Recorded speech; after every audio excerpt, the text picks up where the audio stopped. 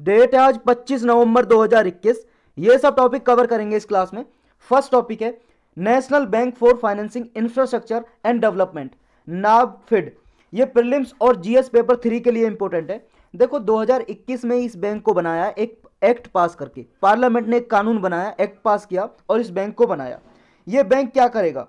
ये बैंक देखो जो इंफ्रास्ट्रक्चर है इसके नाम में ही छुपा हुआ है इस बैंक का काम।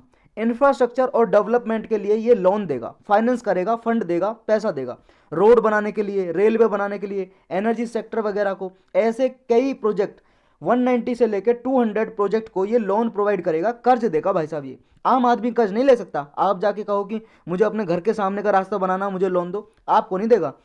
यानी कि बड़े टाइप पे हाईवे वगैरह, पोर्ट वगैरह, ऐसे इंफ्रास्ट्रक्चर को डेवलप करने के लिए कंपनीज को, बड़ी बड़ी कंपनीज को लोन देगा। इसका टारगेट यही है।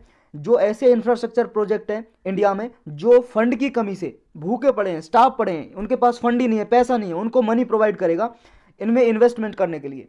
जो ये बैंक है ये एक डेवलपमेंट फाइनेंशियल इंस्टीट्यूशन है और जो भी इंफ्रास्ट्रक्चर प्रोजेक्ट है हमारे इंडिया में, ऐसे इंफ्रास्ट्रक्चर के प्रोजेक्ट को ये फंड करेगा।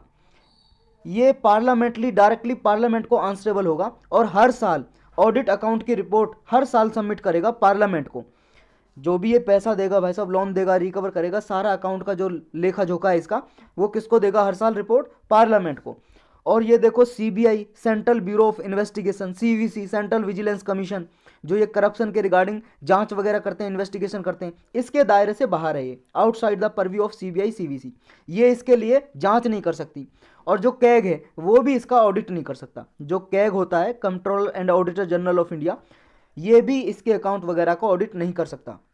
नेक्स्ट टॉपिक है ताइवान स्टेट। स्टेट को हिंदी में बोलते हैं जल संधि। ये अभी जो ताइवान स्टेट है न्यूज में है, 110 मील चौड़ी एक स्टेट है, ये जल संधि है जो चाइना के मेनलैंड को ताइवान से अलग करती है। कहाँ पे है ये वाला मैप देखो आप, ये वाला मैप देख रहे हो आप, यहाँ पे देखो अपना हिंदुस्तान दिखाई दे रहा है, साइड में चाइना, ये चाइना और ये ताइवान, ये चाइना, ये जो बीच वाली वाटर की बॉडी है, तो ये है स्टेट, ताइवान स्टेट। ताइवान के पास है इसलिए ताइवान पे नाम रखा हुआ है इसका। स्टेट का मतलब क्या होता है? जल संधि। देखो जब कोई narrow water channel, when a narrow water channel connect to larger bodies, water bodies is called strait. जैसे ये है भाई साहब, ये कोई छोटे वाटर चैनल है, छोटी पानी की कोई बॉडी है और दो बड़ी वाटर बॉडीज को कनेक्ट कर रही है। कौन कौन सी? एक तो देखो ईस्ट चाइना सी है यहाँ पे, और ये है साउथ चाइना सी। तो ये ईस्ट चाइना सी और साउथ चाइना सी को कनेक्ट करती है। ये है ताइवान स्टेट, ये न्यूज में है। इसका और भी दो नाम है, देखो वो नाम आपको याद रखने हैं, कौन से दो नाम से पुकारा जाता है इसको, देख लो यहाँ पे। ये है ताइवान स्टेट, इधर साउथ चाइना सी और इधर है आपका ईस्ट चाइना सी, इसको कनेक्ट करता है। इसको फोरमोसा स्टेट के नाम से भी जानते हैं, या ताई हाई या ताई सी के नाम से भी जानते हैं इसको। ये नाम आपको याद रखने हैं। और कौन कौन से पोर्शन को अलग करता है हमने ये देख ही लिया है। नेक्स्ट है भारत गौरव स्कीम। भारत गौरव स्कीम देखो मिनिस्ट्री ऑफ रेलवेज की है, यानी कि रेलवे ने स्टार्ट किया है। किस लिए? हमारे देश में टूरिज्म को बढ़ाने के लिए, ज़्यादा से ज़्यादा लोग घूमने के लिए जाएं, पर्यटकों को बढ़ाने के लिए, प्रमोट करने के लिए अनाउंस किया है भारत गौरव स्कीम। क्या करेंगे इसमें? भाई साहब रेलवे का काम है तो रेल ही चलाएगी, इसमें रेल चलाएगी। जैसे रामायण एक्सप्रेस है, ये क्या करती है? रामायण एक्सप्रेस देखो ये रेल होती है जो अयोध्या को कनेक्ट करती है डिफरेंट डिफरेंट स्टेट से। जैसे अयोध्या भाई साहब यूपी में अयोध्या डिस्ट्रिक्ट है जहाँ पे भगवान राम का जन्म हुआ था, वहाँ पे लोग डिफरेंट डिफरेंट प्लेस से आ सकें, तो यूपी को कनेक्ट करती है, यानी कि अयोध्या को कनेक्ट करेगी ये हमारे डिफरेंट डिफरेंट प्लेस से। दिल्ली या कोई एमपी, बिहार, झारखंड, गुजरात, तमिलनाडु, ऐसे ये कनेक्टिविटी बढ़ाएगी। तो ऐसे ही जो ये भारत गौरव स्कीम है, इसमें सिर्फ भगवान राम के लिए एक्सप्रेस नहीं है, इसमें जितने भी रिलीजियस प्लेस हैं हमारे देश में उनको कनेक्ट किया जाएगा। जैसे देखो इसमें क्या है, एक गुरु कृपा नाम की ट्रेन होगी, ये कनेक्ट करेगी जो सिख कल्चर के प्लेसेज हैं, पिलग्रिमेज प्लेस यानी कि तीर्थ यात्रा, जो सिख धर्म में तीर्थ यात्रा करने के लिए लोग जाते हैं, जैसे अमृतसर जाते हैं गोल्डन टेम्पल, तो ऐसे प्लेस को कनेक्टिविटी प्रोवाइड करेगी देश के हर कोने से। तो इस तरह से इसमें जैसे लॉर्ड राम के लिए रामायण एक्सप्रेस चला रखी है, ऐसे ही कनेक्ट किया जाएगा हर एक प्लेस को जो पिलग्रिमेज तीर्थ स्थान के लिए प्लेस हैं, तीर्थ यात्री जो जाते हैं घूमने के लिए। नेक्स्ट है sudden change of glaciers course. ये प्रीलिम्स और जीएस पेपर 3 के लिए इंपॉर्टेंट है। जो ऊपर वाला था वो सिर्फ प्रीलिम्स के लिए इंपॉर्टेंट था। ये जो एक स्टडी हुई है ग्लेशियर के रिगार्डिंग, जो हिमालय पे ग्लेशियर है ना, हिमालय पे ग्लेशियर है। ग्लेशियर क्या होते हैं? भाई साहब पहाड़ों पे जो बर्फ़ जमी होती है बहुत ही ज़्यादा मात्रा में, माउंटेन ऑफ आइस, वही है ग्लेशियर। ये साइंटिस्ट जो हैं उन्होंने एक स्टडी की, इन्होंने कहा कि लगभग 20,000 साल पहले हिमालय के जो ग्लेशियर हैं उनका जो कोर्स है, मतलब उनका जो भाई साहब, जैसे यहाँ पे ये हिमालय है, ये हिमालय पे बर्फ़ जमी हुई है, इनका कोर्स चेंज हुआ है। पहले यहाँ पे जमी हुई थी, ये थोड़ा नीचे आ गई या पिघल गई है। ये प्रेजेंट डे जो पिथौरागढ़ डिस्ट्रिक्ट है उत्तराखंड में, वहाँ पे ये देखो ओवर द टाइम चेंज हो गया इस ग्लेशियर का जो कोर्स है, यानी कि कोर्स का मतलब इसका जहाँ पे रहने का प्लेस है या चलने का प्लेस है, पिघल के आती है ये ग्लेशियर से बर्फ़ वगैरह, ये चेंज हो गया है। और पहली बार देखो हिमालय के लिए ये फाइंडिंग रिकॉर्ड की गई इस तरह की। इसमें कॉजेज क्या बताए, कारण क्या बताए कि ये चेंज हुआ, ग्लेशियर है जो यहाँ पे जमे हुए हैं, बर्फ़ पिघल रही है, यहाँ पे चेंज होने के कारण क्या है। पहला तो भाई साहब यही बताया, क्लाइमेट चेंज, चेंज हो रहा है क्लाइमेट में। और क्लाइमेट चेंज किसकी वजह से हो रहा है, जलवायु परिवर्तन किसकी वजह से हो रहा है क्लाइमेट चेंज, ग्लोबल वार्मिंग की वजह से। और ग्लोबल वार्मिंग किसकी वजह से हो रही है, ग्रीन हाउस गैस की वजह से। और ग्रीन हाउस गैस आप जानते हो कहाँ से निकल रही हैं, फैक्ट्री, आपके व्हीकल जो हैं, कार गाड़ियाँ, उसके धुएं से भी निकल रही हैं भाई साहब। ये जो गैस निकलती हैं जैसे CO2 हो गया, या आपका CH4 हो गया, methane, carbon dioxide, nitrous oxide, water vapour भी एक आता है ग्रीन हाउस गैस में। इनको ग्रीन हाउस गैस इसलिए बोलते हैं, देखो CFC भी आता है, क्लोरोफ्लोरोकार्बन, हाइड्रोफ्लोरोकार्बन भी आता है। इनको इसलिए बोलते हैं क्योंकि ये इनके पास कैपेसिटी होती है कि हीट को एब्जॉर्व कर सकती हैं, ऊष्मा को एब्जॉर्व कर सकती हैं, एटमॉस्फेयर में रहेंगी तो हमारे वातावरण में, और फिर टेम्परेचर बढ़ा देती हैं। और भाई साहब टेम्परेचर तो ज़्यादा बढ़ना बर्फ़ का तो दुश्मन है ना, बर्फ़ का एनिमी। टेम्परेचर ज़्यादा होगा तो बर्फ़ पिघल जाएगी, बस यही कंसेप्ट है इसमें। और दूसरा कारण क्या है, एक है टेक्टोनिक मूवमेंट। टेक्टोनिक मूवमेंट का मतलब है, टेक्टोनिक जो प्लेट है ना हमारे, ये ग्लोब है भाई साहब हमारा, ये ग्लोब है 2D है भाई साहब, गोल होता है, आपको पता है पृथ्वी गोल है। तो इसमें बहुत सारी प्लेट बांटी हुई हैं जोग्राफर ने, जो साइंटिस्ट हैं। जैसे मान लो ये पैसिफिक प्लेट है, ये मान लो अफ्रीकन प्लेट है, ये इंडियन प्लेट है, ये यूरेशियन प्लेट है, ये ऑस्ट्रेलियन प्लेट है। ऐसे 7 मेजर हैं, ये अंटार्कटिका प्लेट है, 7 मेजर प्लेट हैं जो बांटी हुई हैं जोग्राफर ने। और ये प्लेट देखो, आपने अर्थ के बारे में तो पढ़ा ही होगा, अर्थ के बारे में ज्योग्राफी में पढ़ा है ना, अर्थ के इंटीरियर में क्या है, क्या है अर्थ के इंटीरियर में, और कैसे बांटा हुआ है जोग्राफर ने। जैसे ये पृथ्वी है, इसका अंदर वाला पार्ट क्या है, कोर, वो कोर है अंदर वाला, ये कोर है। और उसके बाहर वाला, कोर के बाहर वाला मेंटल है, मेंटल बोलते हैं, मेंटल। और इसके सबसे बाहर वाला जो अर्थ, जिस पे आप बैठे हो अर्थ पे, वो सबसे ऊपर वाली परत है जो लेयर है, वो क्या है, वो है क्रस्ट, हिंदी में बोलते हैं भूपरपटी, क्रस्ट है वो। तो ये क्रस्ट से लेके और जो मेंटल है, ये मेंटल की बाउंड्री है, मेंटल की बाउंड्री से यहाँ पे ना एक लिक्विड फॉर्म में, प्लास्टिक फॉर्म में, थोड़ा सेमी लिक्विड है, यानी कि ना तो लिक्विड और ना सॉलिड फॉर्म में, ये वाला पार्ट अर्थ के अंदर का, उसे बोलते हैं एस्थोनोस्फेयर, एस्थोनोस्फेयर, एस्थोनोस्फेयर बोलते हैं उसे। तो ये एस्थोनोस्फेयर है जो यहाँ से लेके क्रस्ट तक, ये पूरा हो गया भाई साहब लिथोस्फेयर, यही है प्लेट, लिथोस्फेयर बोल लो या प्लेट बोल लो, ये बांटी हुई हैं। और इन्हें टेक्टोनिक क्यों बोलते हैं, क्योंकि भाई साहब ये मूव करती रहती हैं। जैसे ये है, आपने ज्योग्राफी में पढ़ी होगी ना, हमने भी डिस्कस किया स्पेशल लेक्चर में, जो अल्फ्रेड वेगनर थे, उन्होंने कॉन्टिनेंटल ड्रिफ्ट थ्योरी दी थी। उसने कहा था पहले एक ही पार्ट था, कॉन्टिनेंट था पेंजिया नाम का, फिर वो टूटा, हजारों साल बाद 2 पार्ट में हो गया, गोंडवाना और आपका लोरेशिया पार्ट में। इस तरह से हमने पढ़ा था। तो इसमें जो ये प्लेट बटी हैं, फिर जैसे इंडियन प्लेट है, ये यूरेशियन प्लेट की तरफ मूव कर रही है, थोड़ा थोड़ा जा रही है। इसी वजह से ये हिमालयस बने थे, जो हिमालय की पहाड़ी हैं। तो ये कारण भी बताया कि टेक्टोनिक मूवमेंट भी एक कारण है यहाँ पे ग्लेशियर के कोर्स का चेंज होने का। नेक्स्ट क्या कारण बताया है, नेक्स्ट भी डिस्कस करेंगे।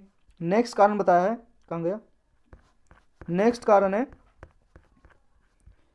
ये जो डेब्रिस है यहाँ पे, जो कचरा भाई साहब एक्यूमुलेट हो रहा है बहुत ज़्यादा यहाँ पे, उसकी वजह से नॉर्थ ईस्ट डायरेक्शन से साउथ ईस्ट कोर्स में चेंज हो गया है ये जो हिमालयाज है। क्योंकि देखो हिमालयाज क्या है, ये आपने देखा ही होगा भाई साहब। ये मैं एक मिनट रुको, आप मैं ना एक मैप ही ले लेता हूँ, ये बार बार मैं इसको चेंज कर रहा हूँ, एक हिंदुस्तान का मैप ले लेता हूँ। ये भाई साहब देखो अपना हिंदुस्तान, और ये आप देख रहे हो यहाँ पे हिमालयाज हैं, हिमालयाज है यहाँ पे, और ये हिमालय आ जाए यहाँ पे। तो ये पहले इनकी डायरेक्शन क्या थी, अब क्या है, देखो यहाँ से नॉर्थ ईस्ट है, ये नॉर्थ ईस्ट है, और यहाँ पे क्या है, ये साउथ ईस्ट है, ये नॉर्थ ईस्ट है, ये साउथ ईस्ट है। और ये वाला पार्ट अगर हम डिस्कस करें, ये वाला पार्ट, तो ये नॉर्थ वेस्ट है। तो यहाँ से लेके साउथ ईस्ट पे पहले जो इसकी डायरेक्शन थी, बता रहे हैं कि नॉर्थ ईस्ट पे थी, ये वाला नॉर्थ ईस्ट है, सॉरी ये नॉर्थ वेस्ट है, ये नॉर्थ वेस्ट पार्ट है और ये साउथ ईस्ट पार्ट है। तो ये देखो साउथ ईस्ट कैसे है, ये नॉर्थ साइड हो गई, ये साउथ हो गई, ये ईस्ट हो गई, ये वेस्ट हो गई, यानी कि ईस्ट, पूरब, वेस्ट, पश्चिम, नॉर्थ, उत्तर, साउथ, दक्षिण। तो ये वाला पार्ट बीच में जैसे यहाँ से आ रहा है, तो ये वाला नॉर्थ वेस्ट हो गया, ये हिमालय आज का नॉर्थ वेस्ट हो गया, और ये वाला साउथ ईस्ट में आ गया, ये वाला पार्ट। तो ये पहले नॉर्थ ईस्ट डायरेक्शन में था, जो साउथ ईस्ट डायरेक्शन में हो गया। ये इसमें स्टडी में आया है सामने, जो साइंटिस्ट ने स्टडी की है। और क्या बताया इसमें, और बताया है कारण, एक तो डेब्रिस हो गया, डेब्रिस की वजह से डायरेक्शन चेंज होगी, कोर्स चेंज हो गया, और कारण नहीं बताया, ये बताएं। और इस स्टडी के मेथड क्या है, मतलब किस से ये स्टडी किया, अध्ययन किया है, रिसर्च किया, खोज की है। एक तो रिमोट सेंसिंग डेटा, सैटेलाइट वगैरह से डेटा लिया भाई साहब, इमेज वगैरह खींच के, और ओल्ड सर्वे के जो मैप हैं उनको भी कलेक्ट किया है। और ये जो यहाँ पे जो इनएक्सेसिबल रीजन है, ये ग्लेशियर में ही बसे हुए हैं, जो उनको इन्होंने एक तरह से स्टडी किया, अध्ययन किया है। जो यंग हिमालयन रीजन है यहाँ पे, ये यंग हिमालयन रीजन इसलिए है क्योंकि जो हिमालय की जो पहाड़ियाँ हैं ना, हिमालय रीजन, पूरे वर्ल्ड में ये माउंटेन रेंजेज है जो, उनमें सबसे यंगेस्ट है, मतलब सबसे नौजवान है, सबसे बाद में लगभग ये बना था हिमालयन माउंटेन। तो अभी तक ये अनस्टेबल है, क्योंकि ये टेक्टोनिक प्लेट यहाँ पे मूवमेंट करती रहती हैं।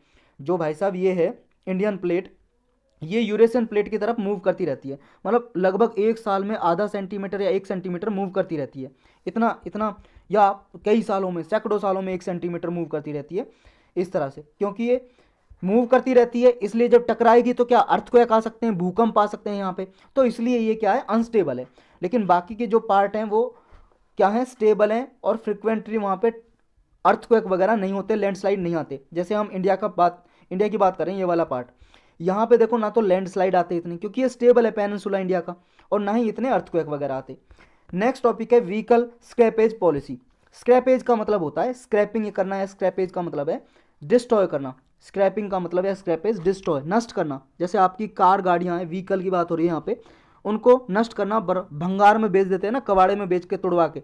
ये पॉलिसी है। क्यों तुड़वा रही है गवर्नमेंट इनको, गवर्नमेंट ने प्रपोजल रखा है कि जो भी बायर हैं, जो खरीदते हैं ना व्हीकल, नई कार, गाड़ियाँ, वो अपने पुराने व्हीकल को तुड़वाएं।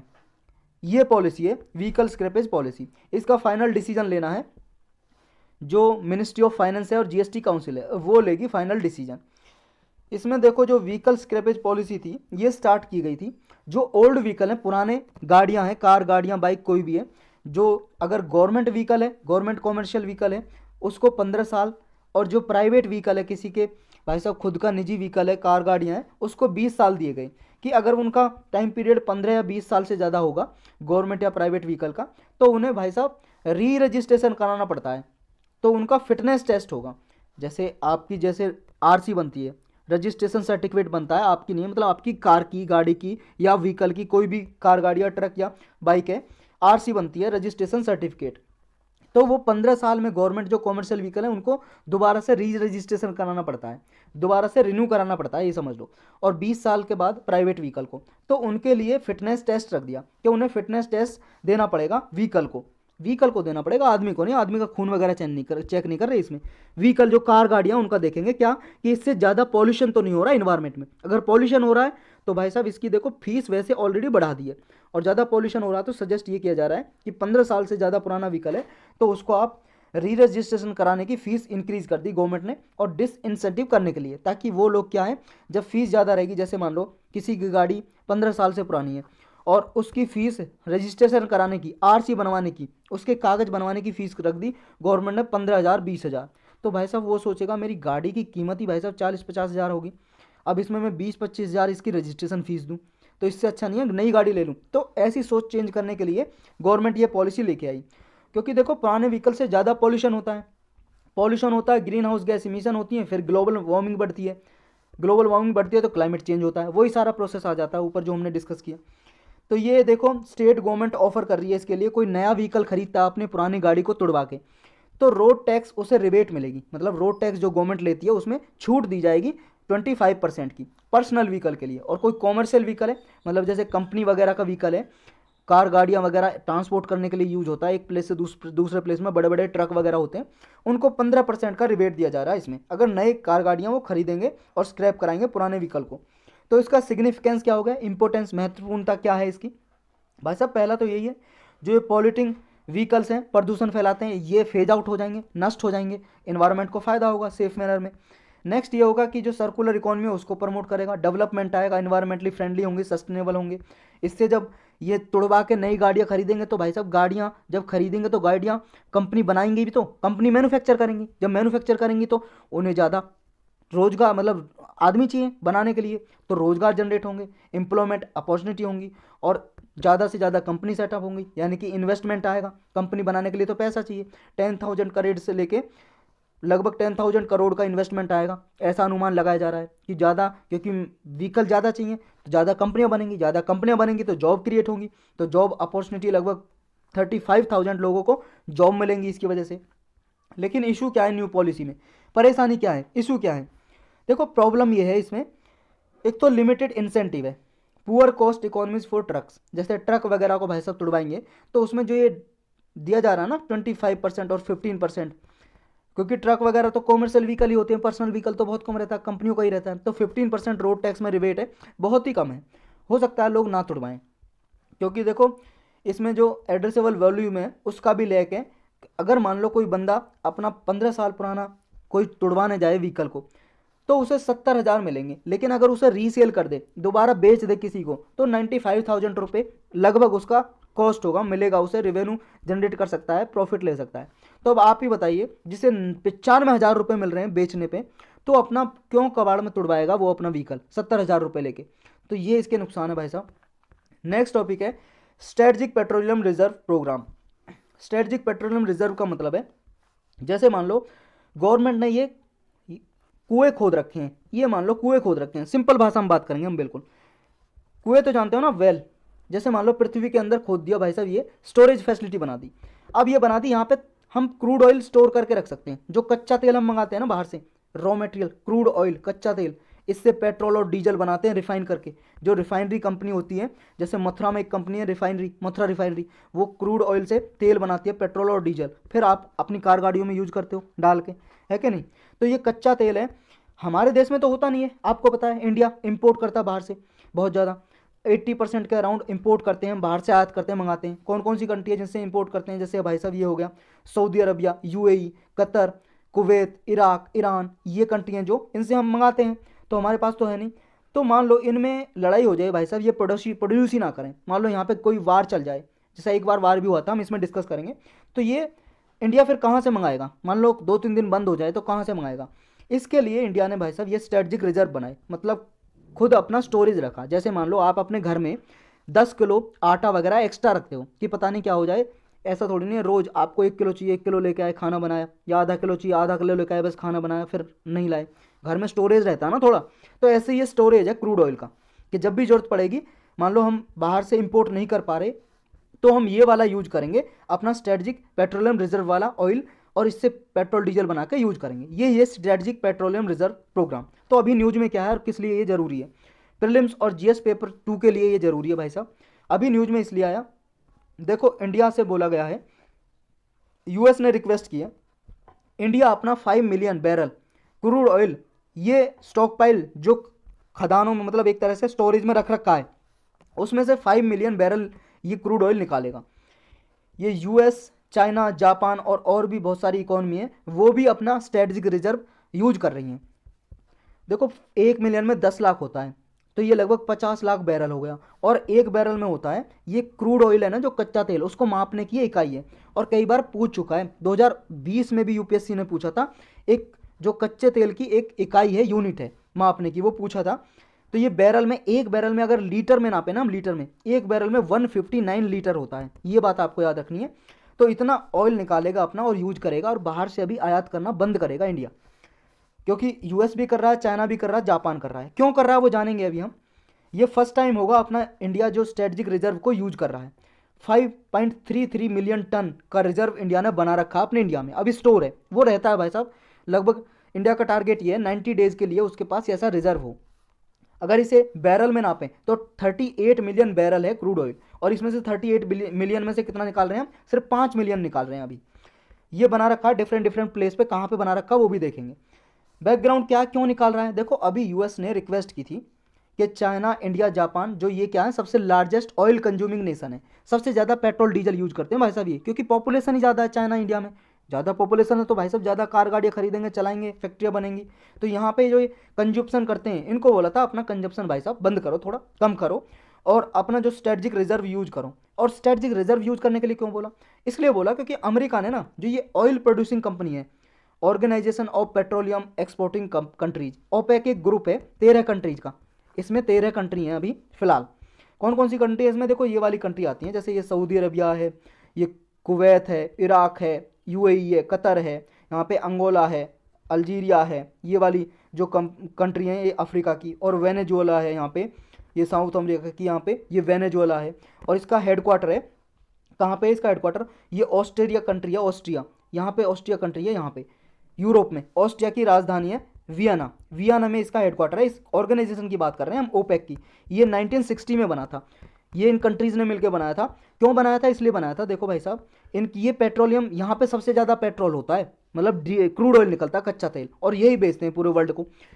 तो ये यहाँ पे निकलता है। तो इन्होंने बोला था कि भाई साहब हम अपना एक ग्रुप बनाएं, क्योंकि हम जब चाहेंगे ये कंट्रियाँ जो मिलके जितना चाहेंगे इतना प्रोड्यूस करेंगे, जितना नहीं चाहेंगे नहीं करेंगे। इससे क्या होगा? ये अपना प्राइस कंट्रोल में रख सकते हैं, क्रूड ऑयल का अच्छा प्राइस ले सकते हैं पूरे वर्ल्ड वाइड। अगर मान लो ये 13 कंट्रीज ऑयल प्रोड्यूसिंग कंट्री हैं, अगर ये ना हो इनका ग्रुप, तो क्या होता था कि मान लो सऊदी अरबिया ने ज़्यादा तेल बेचना शुरू कर दिया और सस्ते में बेच रहा है ये इंडिया को, और इराक क्या है, इसका महंगा तेल है, खर्चा ज़्यादा आ रहा है, तो इसको तो नुकसान होगा, इराक का कौन खरीदेगा? तो इन्होंने फिर ग्रुप बनाया कि भाई साहब ऐसा मत करो, हमारा जो टारगेट है एक ही है और इकोनॉमी इनकी तेल पे ही निर्भर है। तो इन्होंने कहा कि हम एक ग्रुप बनाते हैं, हम डिसाइड क्या करेंगे कि इतना हमें प्रोड्यूस करना अपनी कंट्री में, और उसका प्राइस भी उसी से रहेगा, डिमांड और सप्लाई पे रहता है प्राइस तो, लेकिन ये क्या है, प्रोड्यूस ज़्यादा करेंगे, सप्लाई ज़्यादा होगी तो प्राइस घट जाएगा। और ये कम प्रोड्यूस करेंगे, कम पैदा करेंगे, कच्चा तेल कम निकालेंगे, क्रूड ऑयल, तो फिर क्या है, प्राइस बढ़ जाएगा, डिमांड ज़्यादा रहेगी। और अभी क्या है ना, ये कम निकाल रहे हैं, कम निकाल रहे हैं, इसलिए पूरे इंटरनेशनल मार्केट में क्रूड ऑयल का प्राइस बहुत ज़्यादा बढ़ रहा है, बहुत ज़्यादा इंक्रीज हो रहा है उसकी वजह से। तो यूएस ने कहा कि भाई साहब आप तेल थोड़ा ज़्यादा प्रोड्यूस करो ताकि इसका प्राइस कम हो जाए थोड़ा, क्रूड ऑयल का। लेकिन इन्होंने मना कर दिया।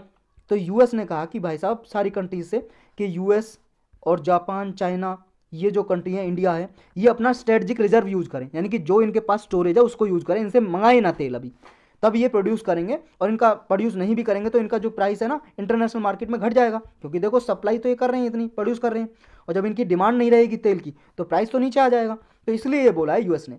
तो अब जानते हैं ये स्ट्रेटजिक जो पेट्रोलियम रिजर्व प्रोग्राम है इंडिया का क्या है, और पहले ऊपर तो डिस्कस किया, और कितने हमने बनाए हुए हैं ये जानते हैं। देखो स्ट्रेटजिक पेट्रोलियम रिजर्व का मतलब यही है, स्टॉक पाइल, यानी कि स्टोरेज करके रखना क्रूड ऑयल को, जब मान लो रिस्क हो सप्लाई डिस्ट्रप्शन में, मान लो कोई नेचुरल डिजास्टर आ जाए, अर्थक्वेक आ जाए इन कंट्रीज में, ये भाई साहब बेचना बंद कर दे कुछ टाइम के लिए, प्रोड्यूस ही ना कर पाए, इनकी कंपनी तबाह हो जाए, या वार हो जाए, क्लेमिटी आ जाए, कोई भी संकट आ जाए, उस टाइम के लिए स्टोरेज करके रखते हैं ये कंट्री, ताकि उस टाइम पे यूज किया जा सके इसको। और ये जो कंस्ट्रक्शन कर रखा है, ये एक कंपनी है इंडिया की, Indian strategic petroleum reserve limited. यह स्पेशल पर्पज व्हीकल है, मतलब स्पेशल पर्पज व्हीकल वो होते हैं, उस कंपनी को बोलते हैं जो एक स्पेशल पर्पज को पूरा करने के लिए, मतलब विशेष उद्देश्य को पूरा करने के लिए बनाई जाती है। तो ये किस लिए बनाई है? पेट्रोलियम जो रिजर्व है, स्ट्रेटजिक रिजर्व क्रूड ऑयल के, उनको ये एक तरह से मेंटेन करके रखती है ये कंपनी। और ये कंपनी आती है किसके अंदर?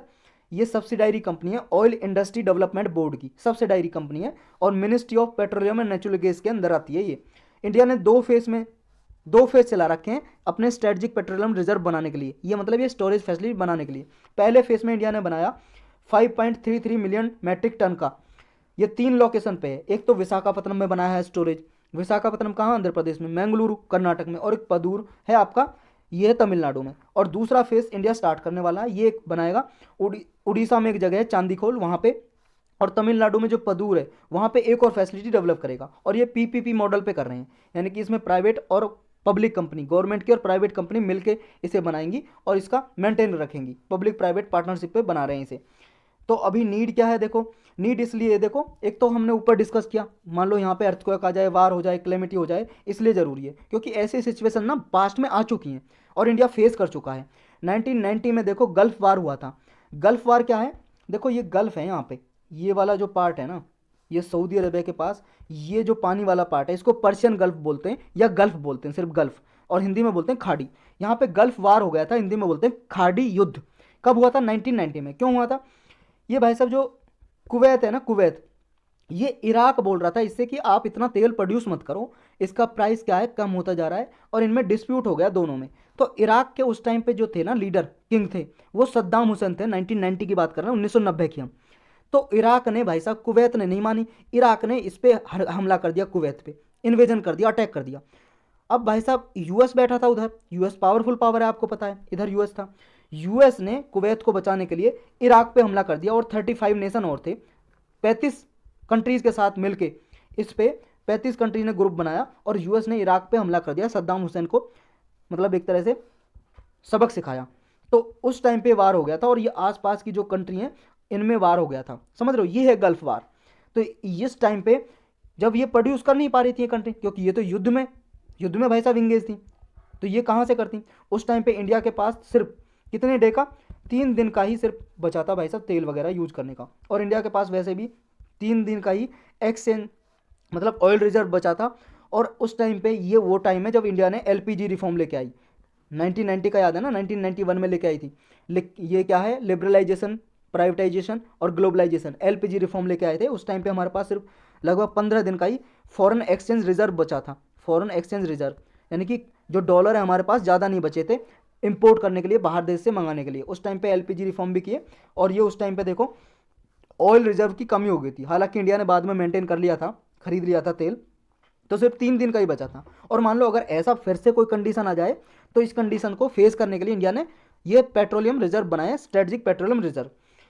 तो ये जो स्ट्रेटजिक पेट्रोलियम रिजर्व बनाने की बात कही थी 1998 में, सेंट्रल गवर्नमेंट ने एक कंसेप्ट दिया था कि स्ट्रेटजिक पेट्रोलियम रिजर्व बनाए जाएंगे। उस टाइम पे हमारे देश के अटल बिहारी वाजपेयी जी प्रधानमंत्री थे, तो ये उनकी गवर्नमेंट ने 1998 में ऐसे रिजर्व बनाने के लिए ये प्रपोजल लेके आए, ताकि एनर्जी सिक्योरिटी को एड्रेस किया जा सके फ्यूचर में। नेक्स्ट टॉपिक है न्यू क्रिप्टो बिल। ये देखो प्रीलिम्स और जीएस पेपर 3 के लिए इंपॉर्टेंट है। क्रिप्टो का मतलब है क्रिप्टो करेंसी के लिए बिल है। ये कानून बनाने जा रही है गवर्नमेंट 2021 का, crypto currency and regulation of official digital currency bill 2021। ये जो विंटर सेशन स्टार्ट होगा 29 नवंबर से, उसमें इंट्रोड्यूस करा जाएगा पार्लियामेंट में। ये जो बिल है क्रिप्टो करेंसी को रेगुलेट करने के लिए है। और क्रिप्टो करेंसी क्या है, देखो इसको डिजिटल करेंसी भी बोल सकते हो आप, या हिडन करेंसी। क्रिप्टो का मतलब है हिडन, जैसे देखो बिटकॉइन होती है, बिटकॉइन होती है आपकी, ये क्रिप्टो करेंसी है। मतलब ऐसा कोई पैसा है ना, जब से आपके हाथ में रुपया है, 10 रुपये का नोट, 20 का या 50 का आपके हाथ में नोट है, ऐसे ही कोई नोट नहीं है, ये सिर्फ डिजिटल है, कंप्यूटर पे इंटरनेट पे कॉइन है। जैसे आप मान लो अमेजन वगैरह से या फ्लिपकार्ट से कुछ सामान खरीदते हो, तो आपके अकाउंट में वो दे देता है ना आपको इतने कॉइन मिले, या पेटीएम यूज करते हो, पेटीएम से आप क्या करते हो, पेमेंट करते हो, तो आपको कॉइन मिलते हैं ना, कि आपके 200 कॉइन हो गए, इन 200 कॉइन से आपको 20 रुपये मिल सकते हैं या 10 रुपये मिल सकते हैं, ऐसा होता है ना। ऐसे बिटकॉइन होते हैं, डिजिटली होते हैं, कोई फिजिकल फॉर्म में नहीं होते, ऐसे होते हैं, लेकिन इनका प्रोसेस अलग है क्रिएट करने का। ये तो मैंने एक एग्जाम्पल दिया है कि डिजिटल कॉइन होते कैसे, पेटीएम वगैरह को एग्जाम यूज करके आपको एग्जाम्पल दिया है। तो इसकी जो बिल है, इसकी प्रोविजन क्या है, इसकी धारा ये है बिल, जो भी क्रिप्टो करेंसी हमारे देश में यूज होती है उनको देखो ये रेगुलेट करेगा। यानी कि जितनी भी प्राइवेट क्रिप्टो करेंसी हैं, जो भी प्राइवेट कंपनियां कोई यूज कर रहा है, उनको सबको बैन करेगा ये। और ये एक डिजिटल करेंसी आरबीआई द्वारा इश्यू हो हमारे देश में, उसके लिए ये प्रपोजल लेके आएगा कि अगर हम देश में क्रिप्टो करेंसी यूज करना चाहते हैं, डिजिटल करेंसी, तो आरबीआई द्वारा इशू हो, आरबीआई इशू करे, जैसे नोट इशू करती है ना RBI, reserve bank of India, ऐसे इशू करे।